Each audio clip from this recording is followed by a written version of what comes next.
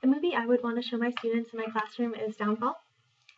It's actually a German film and it's in German, but it has English subtitles, so obviously my students can understand it. And it's about kind of the final days of Hitler and the final days of the European war as Russia closes in on Berlin. And you kind of see Hitler in a sense you've never seen him in before. He's scared, he's afraid, he doesn't really know what's going to happen. He's starting to make final plans.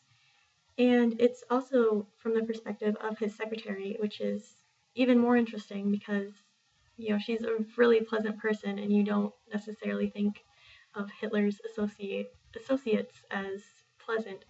But in the beginning of the film, they show an interview with her and she's explaining, she didn't know what she was getting into. She didn't really know what to expect, and it turned out worse than she thought it would. And I can show this entire movie to my students because it's my film and I bought it. I own it in this single disc form.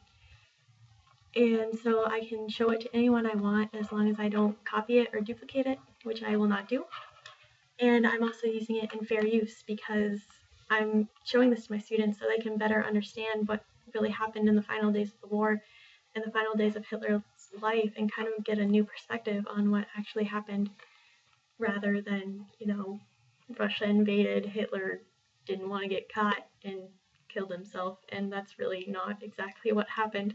It's a lot more complicated than that. So this is definitely a film I'd want to show my students, and I can.